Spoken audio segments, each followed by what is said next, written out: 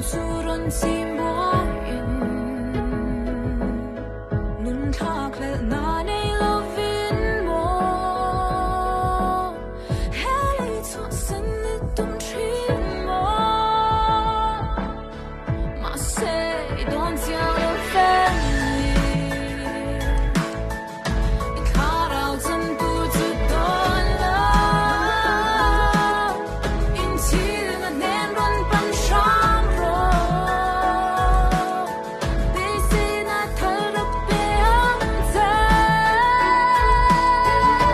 sabin sa mai lo la it put it talk to in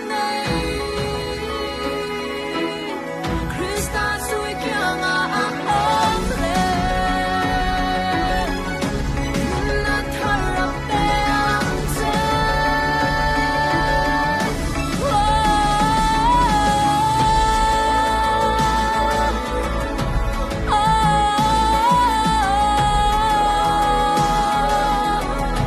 nun tui hana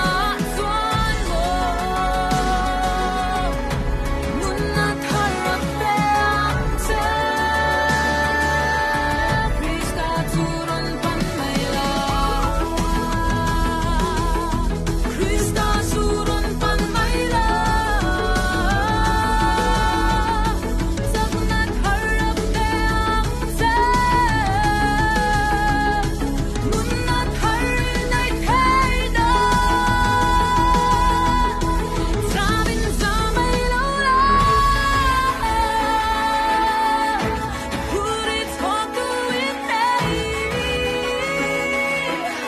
Krista